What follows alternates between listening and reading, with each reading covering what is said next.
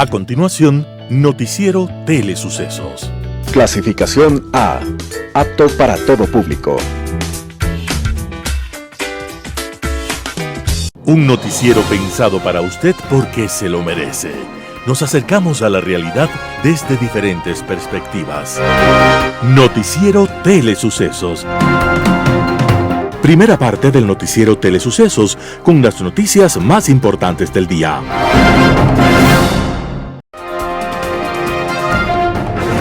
Un día como hoy. En un mes de enero, invernal y duro, nació una niña campesina en un pequeño pueblo francés. Era el lejano año de 1412.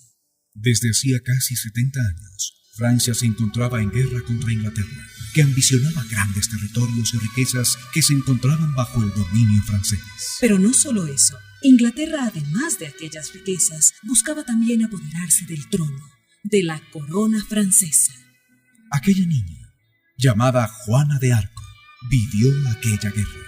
Y un día dijo que había escuchado voces de santos que la impelían a luchar por la libertad contra el invasor inglés. Fue tanta su fe y su decisión en la lucha que logró reunir algunos aperos militares y una pequeña tropa para atacar a los ingleses en Orleans, la ciudad donde se habían hecho fuertes. Nunca antes la historia vio a guerrera tan valiente. Nunca antes hubo una mujer que enfrentara el combate con tanta alegría y decisión. Nunca antes hubo nadie que se lanzara contra el enemigo con tanta convicción en la victoria. Nunca hubo un nombre de mujer que horrorizara tanto a las tropas adversarias. Cuando su nombre se pronunciaba, los rudos ingleses temblaban dentro de sus armaduras que ahora les parecían hechas de papel. Juana de Arco no retrocedía. Se lanzaba feliz a la lucha, dueña de su poder y de su gloria. Y en la más importante batalla que en su vida libró, derrotó a los ultrapoderosos ingleses. Fue en la decisiva batalla de Orleans. En ese momento, Juana de Arco seguía siendo una niña. Tenía apenas 17 años.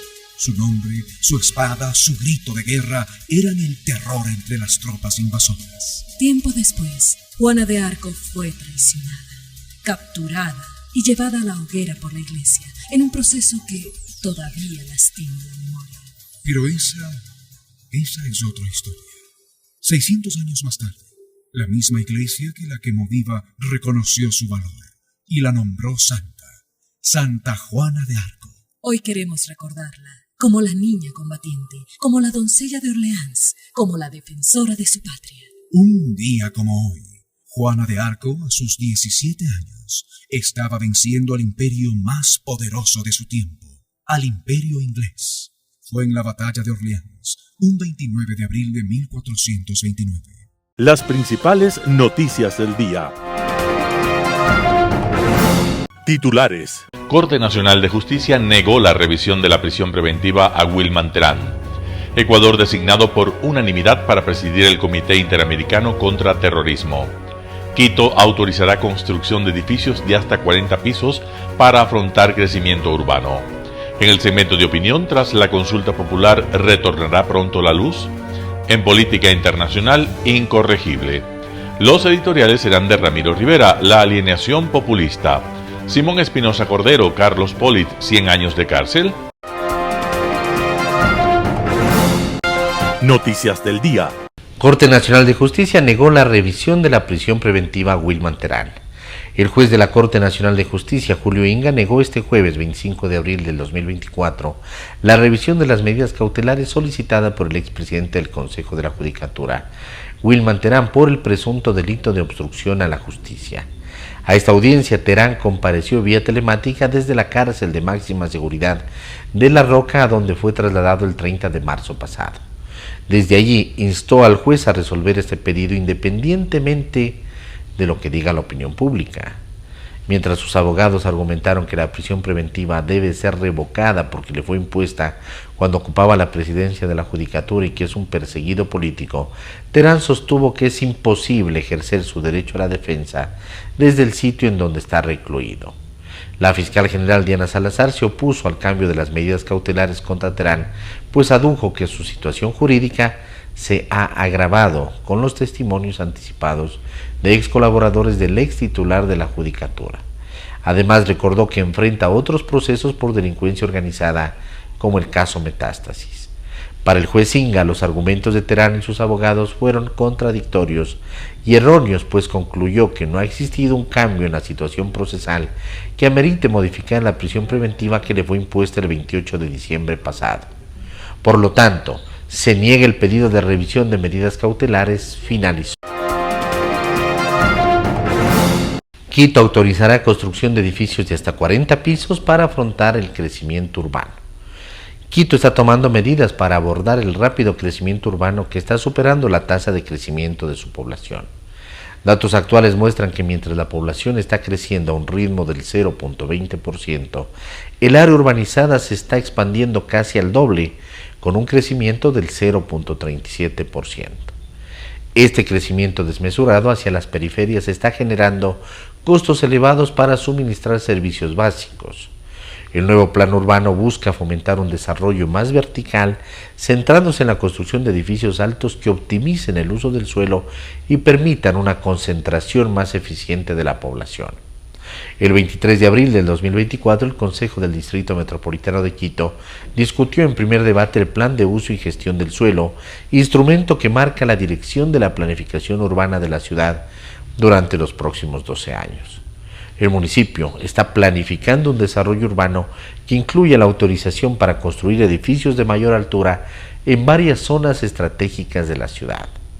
A lo largo de la avenida Galo Plaza se permitirá la edificación de torres de hasta 40 pisos, mientras que hacia el Parque Bicentenario se autorizarán construcciones entre 20 y 30 pisos. En el centro norte, en avenidas como de los Chiris, Amazonas y 10 de agosto, se permitirá que se levanten edificios de 24 a 36 pisos y en la Carolina se permitirán construcciones de hasta 24 pisos. En el sur, en el sector de la Magdalena, se planea aumentar la altura de los edificios existentes de 4 a 6 pisos. En Quitumbe, asimismo, se permitirá la construcción de edificios de hasta 20 pisos. La modificación del plan de uso y gestión del suelo busca promover un crecimiento urbano más equitativo y eficiente, aliviando la presión en áreas congestionadas y creando nuevas oportunidades de desarrollo en ubicaciones estratégicas de la ciudad. Entrevista del día. En Radio Sucesos estuvo Alberto Acosta Borneo, analista económico, habla acerca del acuerdo del Fondo Monetario Internacional con el Ecuador. Escuchemos lo que dijo. Definitivamente considero que es una noticia positiva. Y aquí hay que entender, porque muchas personas malinterpretan y dicen más endeudamiento. Eso no es verdad. Este dinero es muy necesario para el Ecuador porque va a permitir hacer un rollover de las deudas. ¿Qué significa esto? Hay montos importantes que van a vencer con el mismo Fondo Monetario Internacional. Este año tenemos que pagar 842 millones de dólares de capital. El próximo año son 1.200 millones, el 2026 otros 1.200 y en 2027 nuevamente 1.200. Entonces, el país no tiene esos recursos para amortizar esas deudas y como funciona normalmente a nivel de los países, cuando vence el endeudamiento se lo sustituye por nueva deuda y de esa manera lo que se hace es empujar los vencimientos hacia adelante, que es fundamental en la situación actual del país. El país no tiene los recursos para hacer esas amortizaciones. Entonces, el Fondo Monetario nos va a dar alrededor de 4.000 millones de dólares en 4 años, lo que a su vez va a permitir realizar todas las amortizaciones con el mismo Fondo Monetario Internacional, que en esos 4 años suman 4.444 millones. Es decir, esto lo que hace en la práctica no es un nuevo endeudamiento, esto no va a elevar el nivel de endeudamiento del país, lo que va a hacer es mejorar el perfil de vencimientos, que no todo se agolpe, como está en la actualidad, que se agolpa en los próximos 3 años, 4 años, hay que hacer una amortización gigantesca, recursos que definitivamente el país no tiene. Entonces el riesgo de caer en un default era gigantesco. Este acuerdo reduce en algo ese riesgo, porque al menos las deudas del FMI están solucionadas. No hay que pagarlas en los próximos 4 años. Este financiamiento va a permitir sustituirlas por nuevas deudas que tienen plazos más extensos. Es decir, esto, en otras palabras, lo que nos sirve es para pagar la deuda con ellos mismos. Es no para hay entonces posponer un desembolso que llegue al país. no es un desembolso que llega al país, el grueso de esto de aquí es para reperfilar deudas. Es decir, deudas que vencían ahora, ¿no? Y cuando no tenemos recursos para pagar, hay que pagarlas más adelante. Entonces se extienden los vencimientos. Es un reperfilamiento de deuda. No existe con el Fondo Monetario la figura de una renegociación de deudas. Lo que existe es lo que se ha hecho ahora. Nos otorgan un nuevo financiamiento que a su vez sirve para poder amortizar esos pagos y sustituir por nuevas deudas. Entonces, para el país es muy importante por ese lado porque le da un respiro financiero. De otra manera, no hubiésemos podido pagar todos los vencimientos porque no solamente vencimientos importantes con el Fondo Monetario. De aquí, en los próximos 4 años, hay muy fuertes vencimientos, especialmente en 2027, que es el año con mayores vencimientos, donde también hay vencimientos de la deuda comercial. Entonces, el Ecuador va a tener también que hacer un proceso similar, ojalá que lo pueda hacer pronto, en el mercado de capitales. Es decir, emitir nuevos bonos para sustituir los bonos que tenemos que pagar. Así funciona en materia de financiamiento de países. Se sustituye deudas que vencen por deudas nuevas y de esa manera se pospone parte del endeudamiento y el resultado es que se le da alivio a la caja fiscal. Y decía, otro beneficio, no solamente hay este beneficio en este acuerdo con el fondo, sino que el otro beneficio es que el acuerdo con el fondo es una especie de una garantía, un sello de responsabilidad fiscal. Significa que el gobierno está diciendo al mundo, sí, estoy comprometido con poner en orden las cuentas fiscales, y eso nos abre la puerta al financiamiento de los multilaterales. Ya hemos visto cómo, por ejemplo, también se aprobó el día de ayer un crédito de la CAF por $800 millones para un crédito puente, para el tiempo que demore la negociación con el Fondo Monetario Internacional y hasta que lleguen los recursos del Fondo Monetario.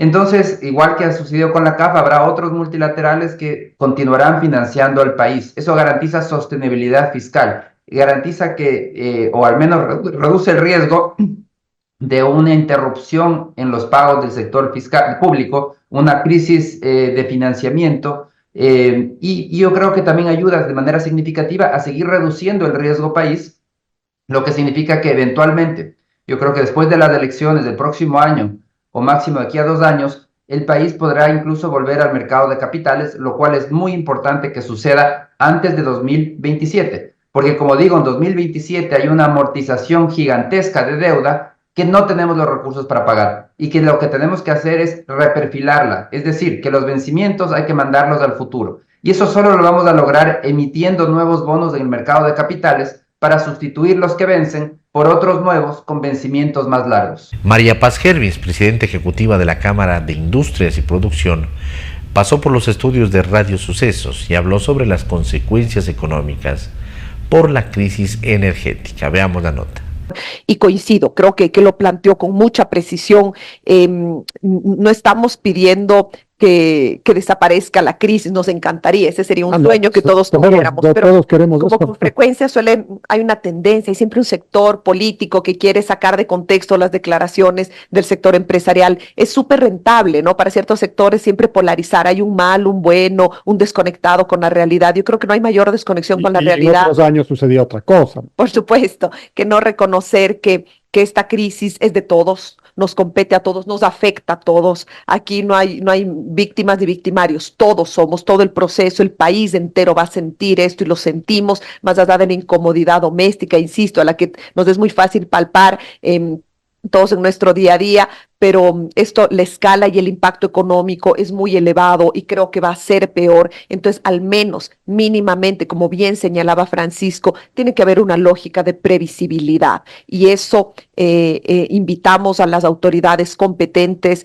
a las distintas carteras de Estado. Obviamente, ahorita quien entendemos que debería ser el interlocutor para esto es el ministro Luque, pero quien sea necesita que se sienten y entiendan, hagan un esfuerzo por empatizar con la realidad del sector productivo, donde, insisto, no pedimos un privilegio, pedimos una comprensión y un trabajo en conjunto, porque ante esta crisis creo que es indispensable escuchar a todos los sectores para encontrar juntos una salida. Y ahora que menciona lo económico, el régimen ha establecido en 72 millones diarios la pérdida a nivel global, lo cual es una barbaridad, ¿no es cierto?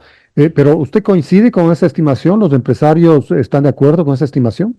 Efectivamente, nosotros hicimos estos cálculos, que es un estimado, y el gobierno nacional lo validó, lo cual da muestra de que creo que todos vamos caminando hacia el mismo lado, tenemos la capacidad de hablar, de dialogar, de encontrar salidas comunes, y aunque esto sea un ejemplo pequeñito, creo que eso da la prueba de que esta dinámica de cada vez más. Por supuesto, siempre. Creo que lo que más se necesita es unidad. Es un momento en que los ecuatorianos y ecuatorianas tenemos que estar unidos. Nosotros hicimos este cálculo que, insisto, es un estimado, creo que es un estimado más bien de tipo conservador, donde planteamos que, pensando en el comercio, las ventas, la industria, en términos de producción, la exportación, estaríamos cerca de los 12 millones por hora de apagón. 12 millones por hora de apagón. Esto quiere decir que promedio 6 horas mal contado, sacando un promedio nacional, siendo que unos sectores es más, en otros menos, estaríamos hablando de 72 millones diarios. Esto es bárbaro. Claro. Esto es bárbaro, y ahí no está contemplado los posibles pérdidas que se den cuando, por poner un ejemplo, hablamos de los productos que tienen cadena de frío y que, dependiendo de la zona del país y del tipo de producto, en estas horas de desconexión puedan verse afectados y constituyen pérdidas. No estamos planteando, no estamos incorporando aún los incumplimientos con los clientes a nivel nacional e internacional en términos de exportaciones. Esto es muy grave. Y adicionalmente los impactos en materia laboral, donde tenemos un régimen tan rígido, donde no podemos movernos ante esta circunstancia, y el poder tratar de cumplir con los pedidos, con las obligaciones adquiridas, tenga que ver con plantear horarios extraordinarios y que suponga, además de la crisis, un costo adicional para los empleadores. Cálculos al ojo, malas matemáticas, porque no nos servimos para eso, pero vea, de lo que usted me dice, $2,000 millones al mes, un punto del PIB. Por supuesto, y esto puede ponerse peor. Entonces, aquí no se trata de ser dramáticos, de ver las cosas grises. Creo que lo responsable y lo sensato es ver la realidad, tomar el toro por los cuernos.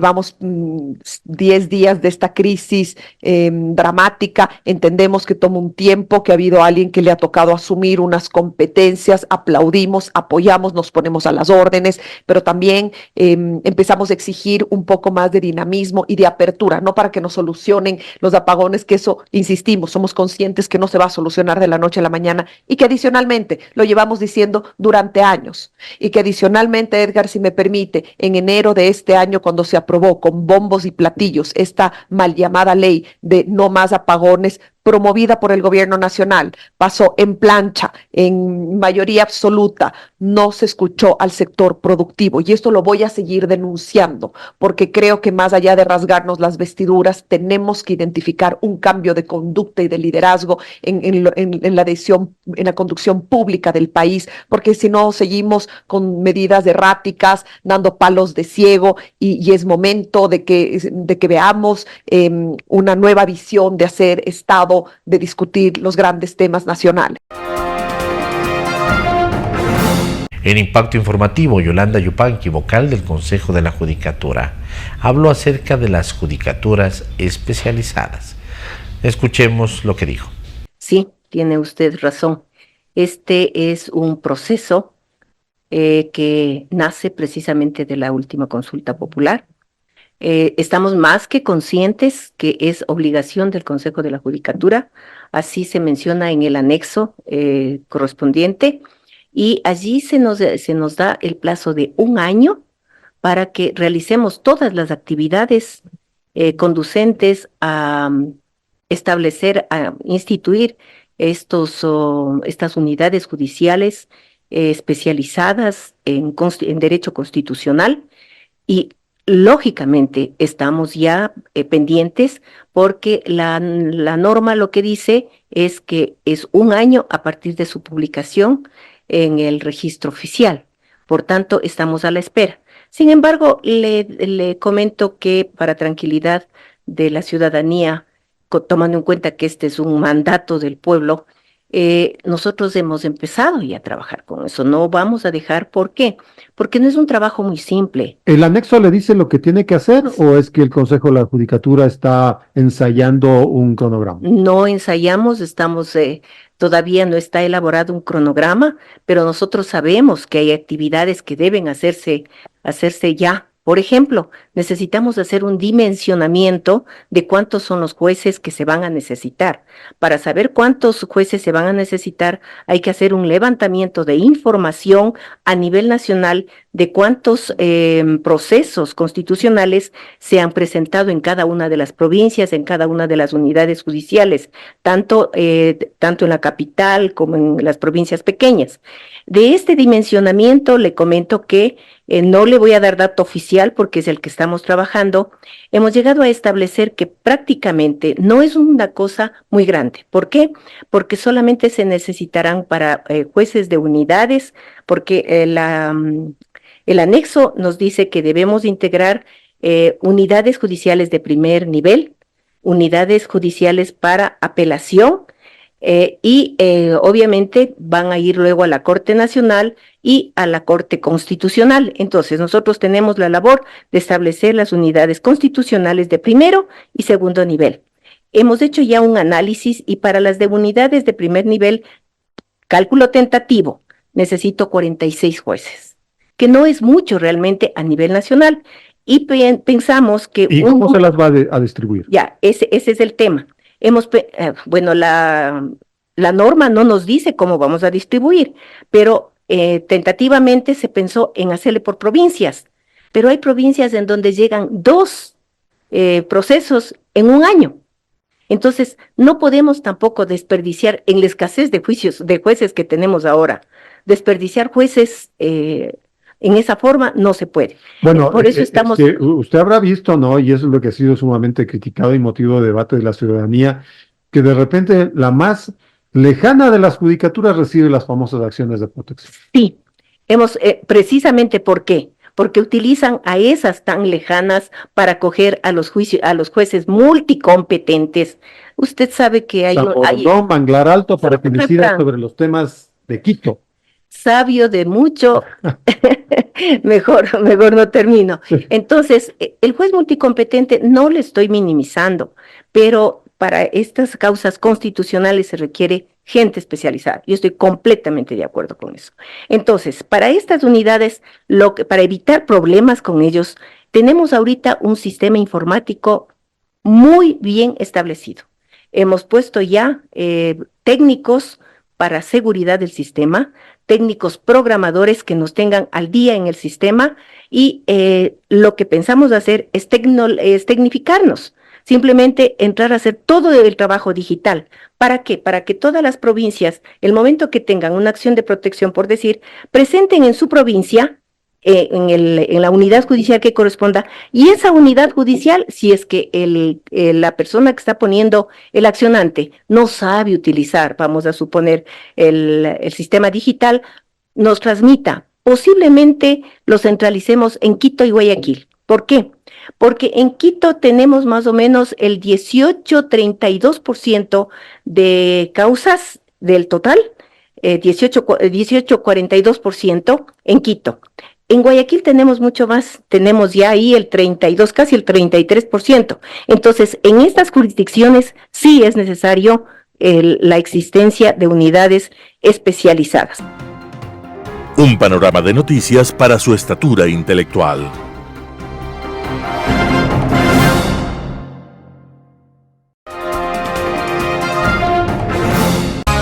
Poder Ciudadano, con el doctor Patricio Gijón.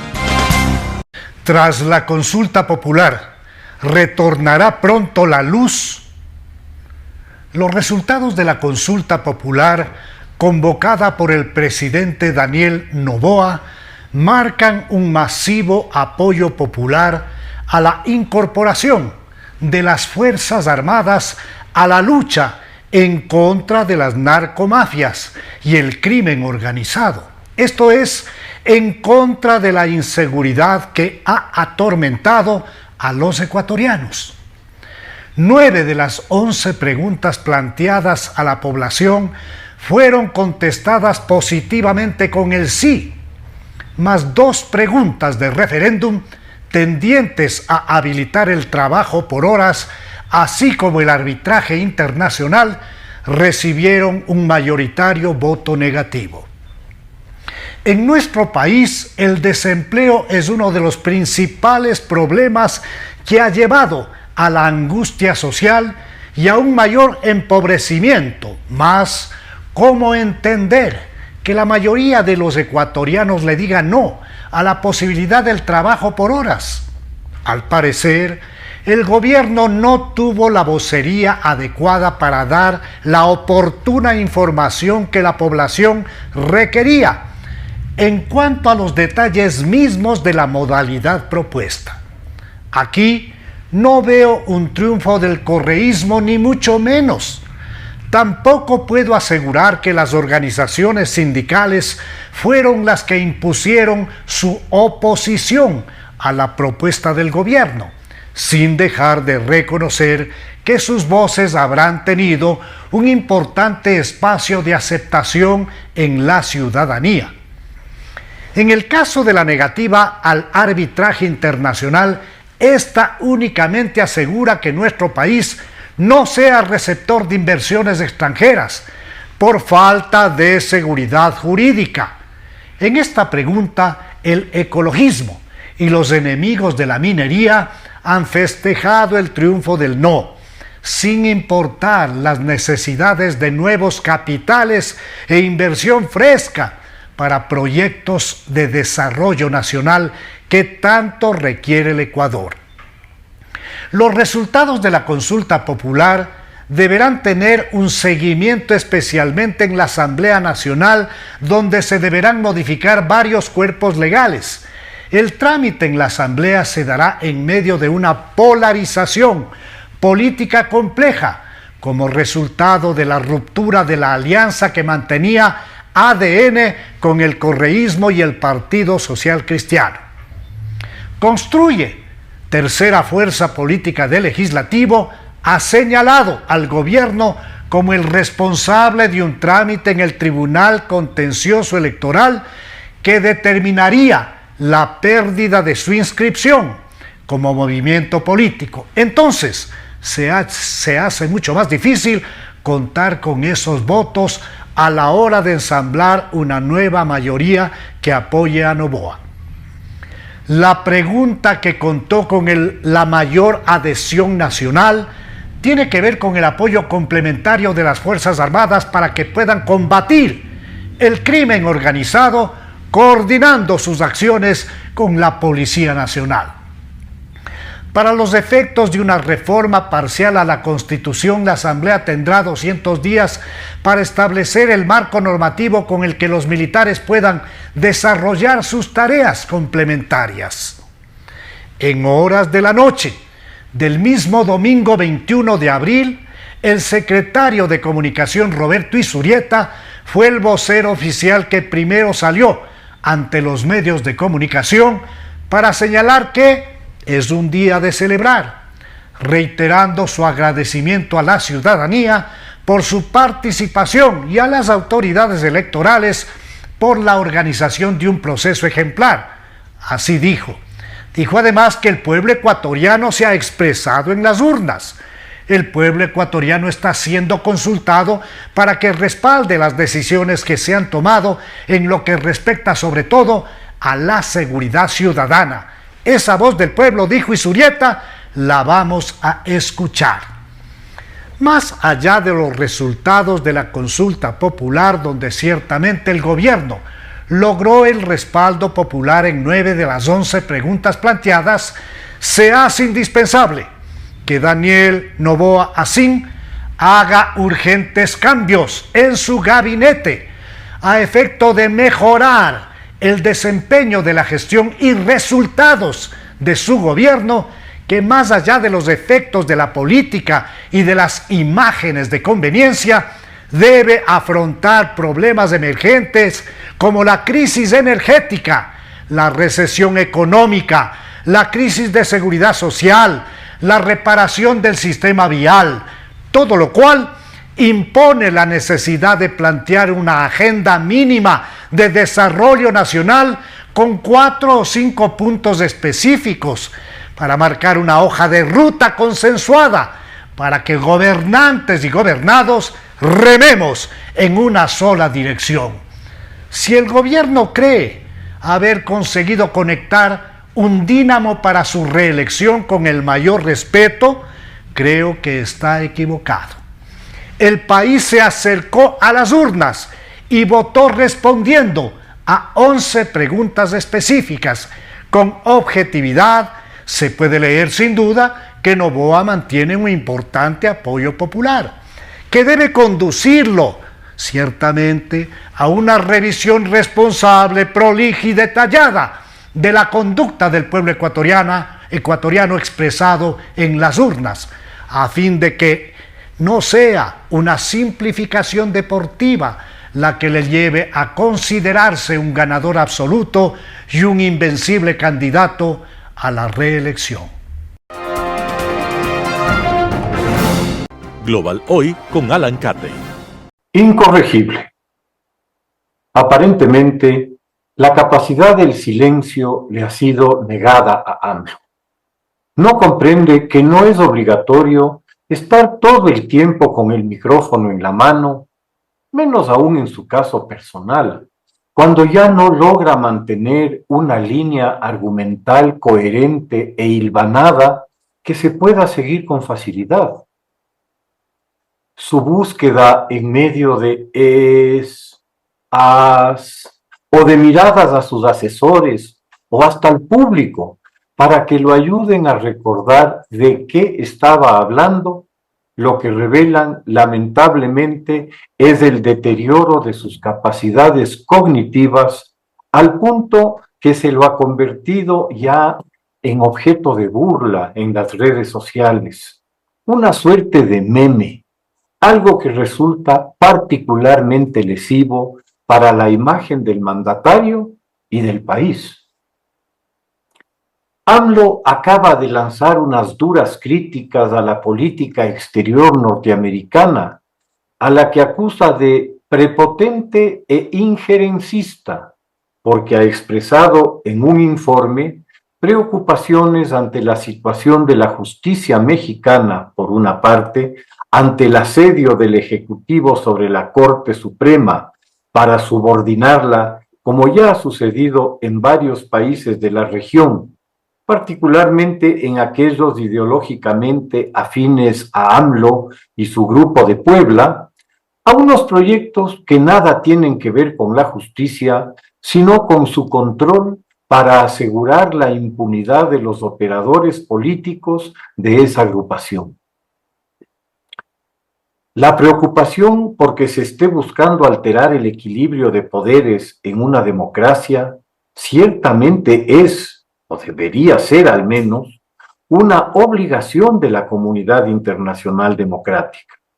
El que esta calle, ante eventos como el que se produjera hace algunos años en Ecuador, al declararse un presidente de la República como detentador de todos los poderes del Estado, y que en tal virtud iba a meter las manos en la justicia, es complicidad con una dictadura declarada, muy similar al patético intento en tal sentido del expresidente peruano Pedro Castillo, al que curiosamente AMLO defendiera incluso luego del ridículo golpe de Estado declarado por el pintoresco Castillo, disolviendo el Congreso.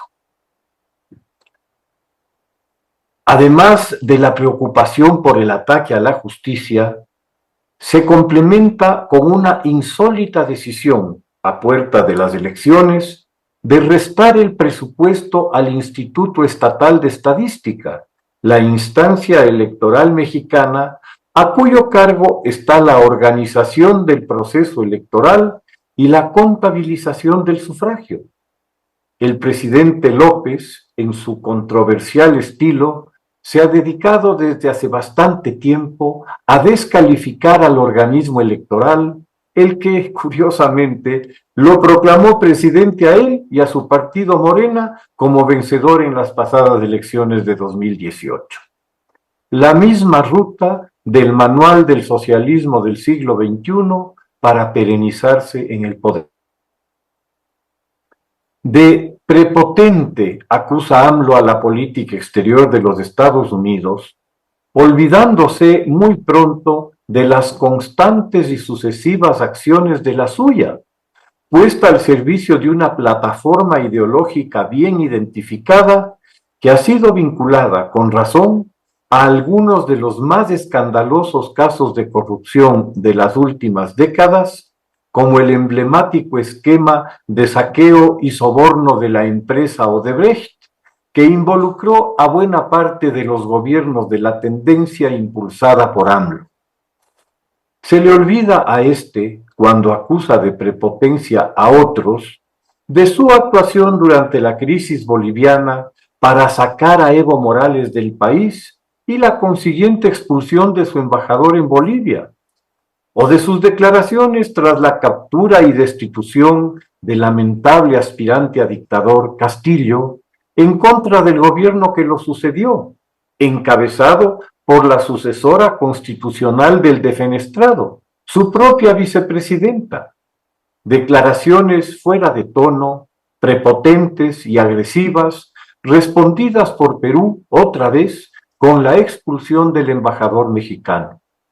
Y para terminar sobre el tema de la prepotencia, el caso suscitado en Ecuador, cuando acoge a un delincuente común en su embajada como huésped, una calidad inexistente en el derecho internacional, y lo mantiene así por 4 meses en violación expresa del Acuerdo sobre Asilo de Caracas, indiferente a las sustentadas solicitudes del Ecuador para la entrega del delincuente.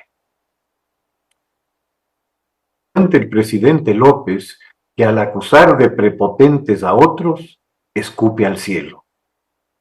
Habla también de injerencismo, con lo que la lluvia aumenta. Se queja de que se critique la inacción de la justicia mexicana al no darse avances en buena parte de los procesos judiciales en múltiples campos, desde las matanzas de los estudiantes, al parecer por acción directa de las fuerzas de seguridad del Estado, a los asesinatos de migrantes por los propios traficantes de personas, pasando por los impunes asesinatos de periodistas y candidatos a diversos cargos de elección. Constatar que esto ocurre en México, en su gobierno, el de los abrazos y no balazos, con los cárteles del narco que controlan buena parte del norte del país, le parece injerencista.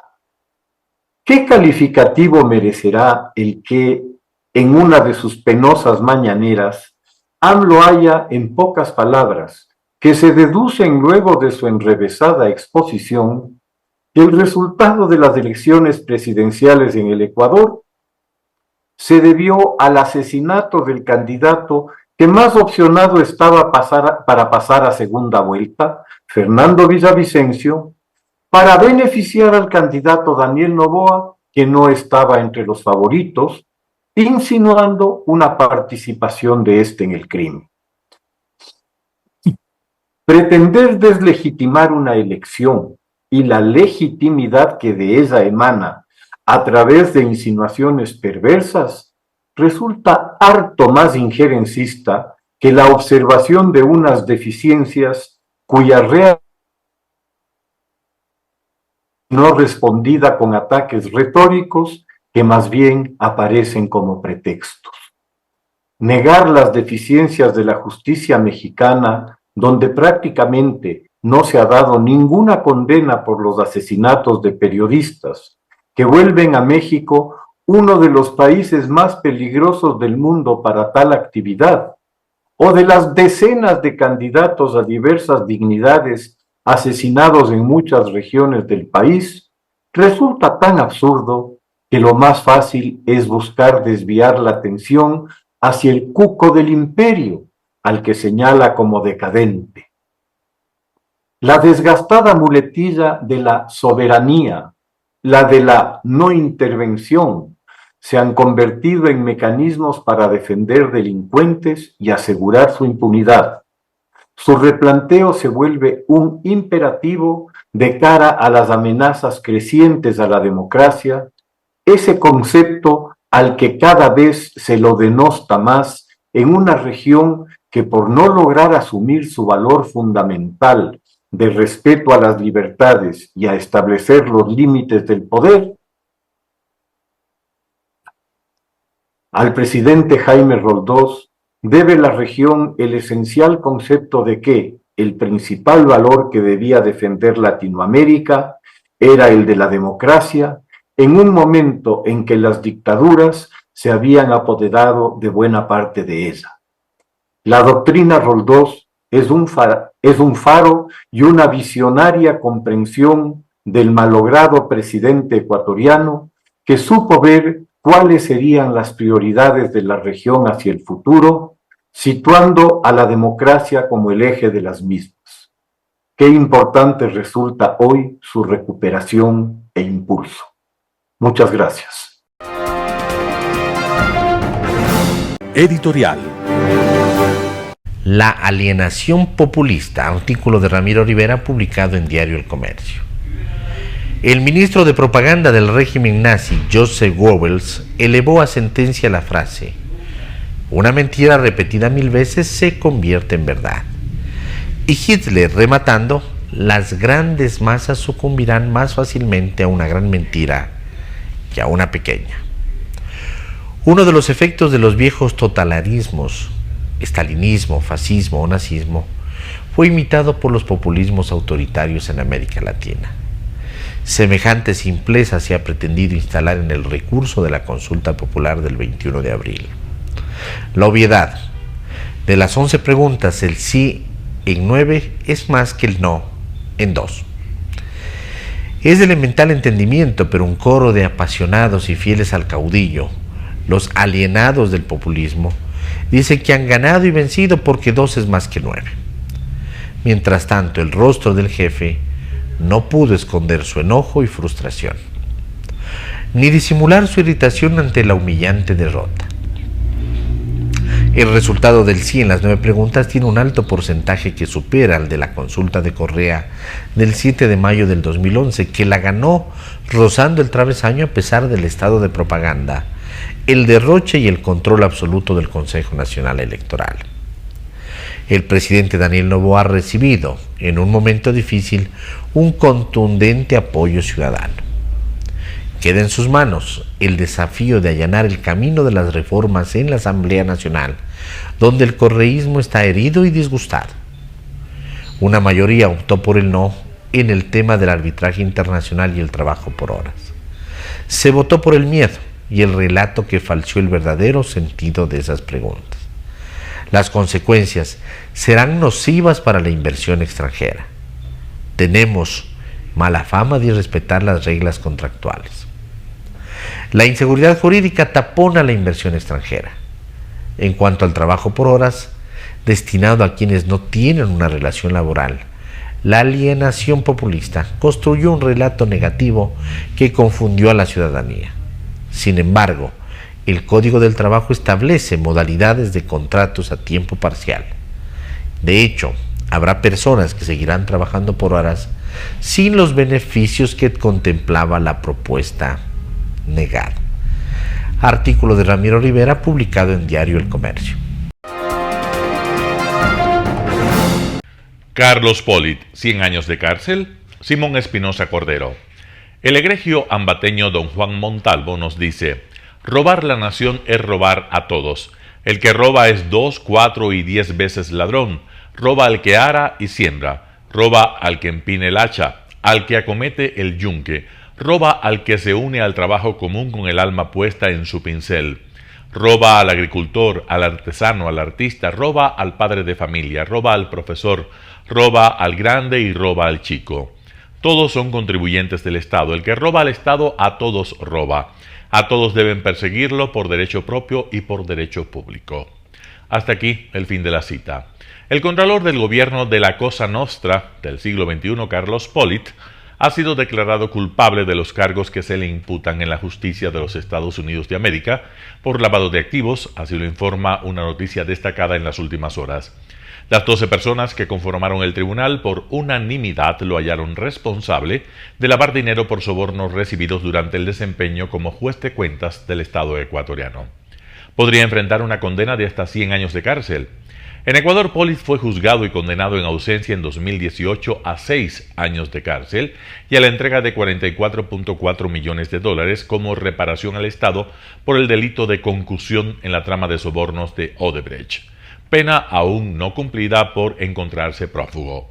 La extradición de delincuentes ecuatorianos, por ejemplo, a Estados Unidos, sabiamente aprobada por el pueblo ecuatoriano en la consulta del último domingo 21 de abril, traerá satisfacciones a la justicia venida menos por su propia degradación y por el dogma siniestro de un nacionalismo hipócrita y funcional en su administración. Sobre todo vendrá una durísima lección para quienes sin una pizca de moral han asaltado con bulimia, dragón voraz en este caso, los dineros públicos. Para esos adoradores de Baco y de Midas que convirtieron su paso por el poder en una mancebía repleta de perversión y desmesura, será una advertencia que ojalá sacuda su alma, ya que olvidaron que el desorbitado amor al dinero y a la codicia trae muchos sinsabores y que el desdén blasfematorio hacia Dios lleva hacia lúgubres destinos, como son esas prisiones donde los vivos no saben que están muertos. Simón Espinosa Cordero. Noticias internacionales. Europol desmantela una banda que llegó a robar unos 170 libros históricos por toda Europa. 9 georgianos han sido detenidos en el marco de una investigación internacional sobre un grupo de delincuencia organizada que robó al menos 170 libros antiguos raros de bibliotecas europeas. Robos que causaron un perjuicio económico de 2,5 millones de euros, según Europol. Algunos de los ejemplares se vendieron a través de casas de subastas de San Petersburgo y Moscú, lo que los convirtió en irrecuperables. Tai tikėtina, kad tos vagystės toliau tęstųsi Europoje ir visur. Tai čia tikrai yra geras dalykas, nes tikrai reikšmingus ne tik Lietuvai, bet ir visai Europai kūrinius vogia ta organizuotų nusikaltėlių grupuotė. El objetivo de los ladrones era robar libros raros, principalmente de escritores rusos. Cuando visitaban las bibliotecas pedían revisar los libros antiguos en persona. Posteriormente, en su lugar, devolvían versiones falsificadas. Los expertos han determinado que las copias eran de excelente calidad.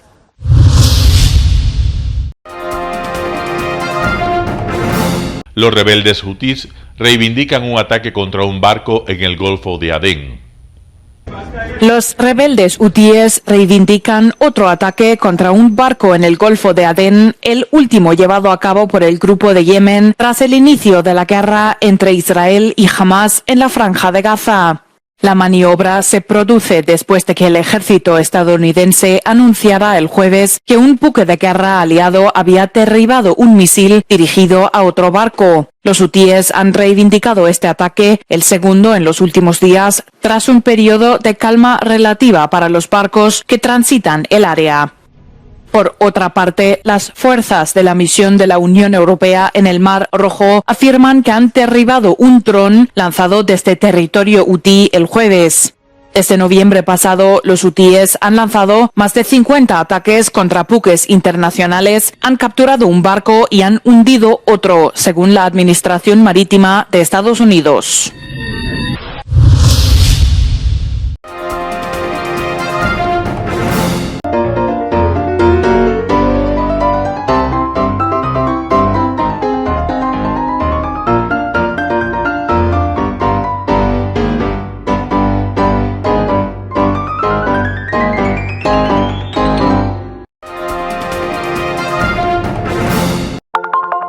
Telesucesos, Canal 29 UHF de la ciudad de Quito. Un canal de televisión abierta, siempre inédito, para una audiencia especial. Somos cultura, educación, salud, opinión calificada, normas de vida. Y todas las tardes, de lunes a viernes, desde nuestros estudios en Arena Telesucesos, escenario propio destinado a promover el deporte. En tiempo real, usted y su familia, en su televisor, desde la comodidad de su hogar, disfrutarán de los partidos, eventos, campeonatos que realizamos diariamente de ecuavóley, básquet, box, lucha libre, cachascán, gimnasia, artes marciales, tenis de mesa, fútbol sala, transmisiones en vivo de los principales partidos de fútbol barrial y colegial. En fin, somos un canal inédito, Inéditos en el deporte. Transmisiones de acción y conocimiento en el deporte. Espacio diario conducido por el arquitecto David López todas las tardes, de lunes a viernes, de 4 a 5 de la tarde. Siempre inéditos y distintos, siempre jóvenes. Personajes jóvenes de generaciones nuevas.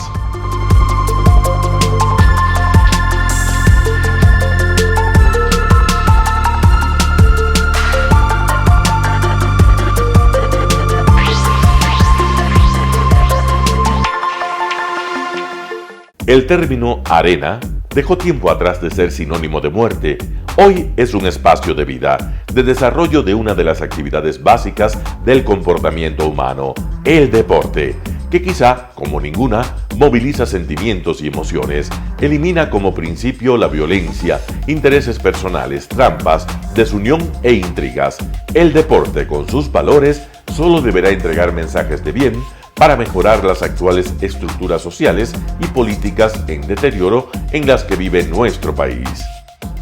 Hoy entregamos a nuestra audiencia de la ciudad de Quito deportes, y en especial a la parroquia de Calderón, uno de los sectores populares de mayor desarrollo de la ciudad, con una población estimada en 1 millón de habitantes, que están en contacto diario con el canal 29 UHF, presente con sus instalaciones deportivas en Llano Grande, su centro de gravedad.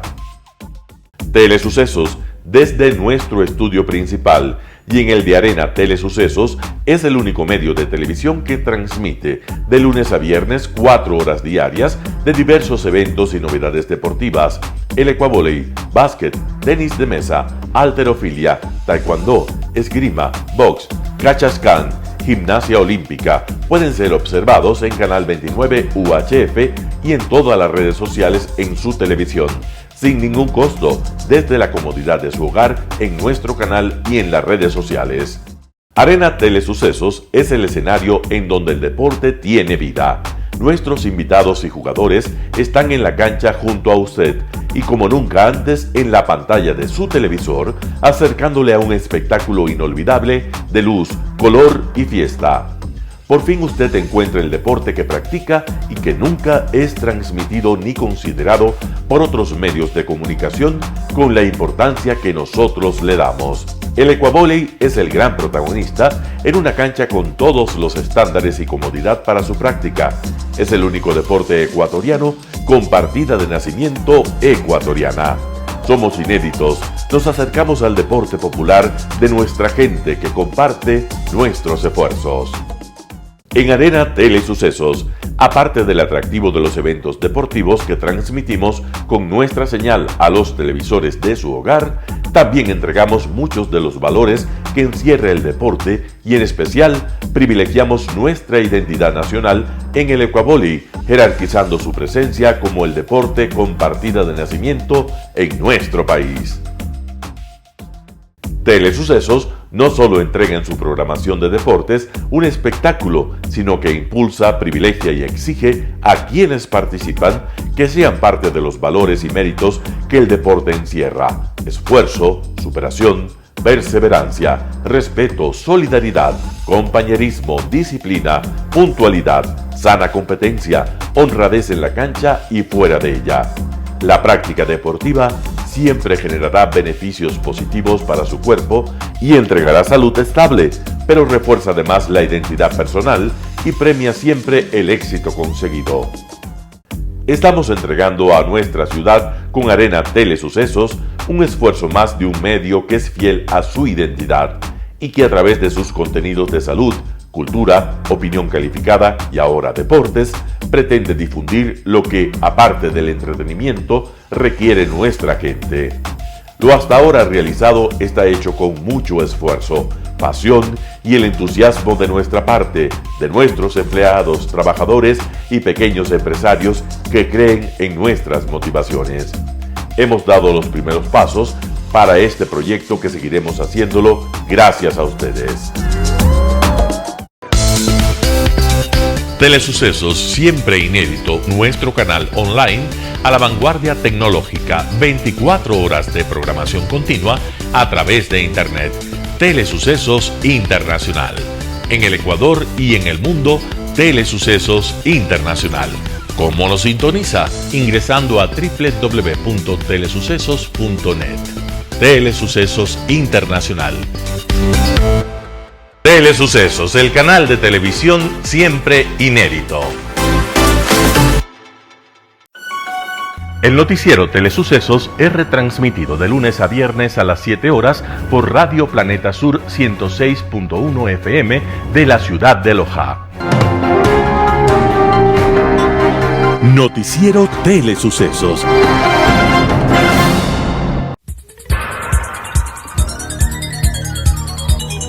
Las opiniones vertidas en este espacio por la producción y dirección del programa son de exclusiva responsabilidad de sus autores y de quienes intervienen en ellos.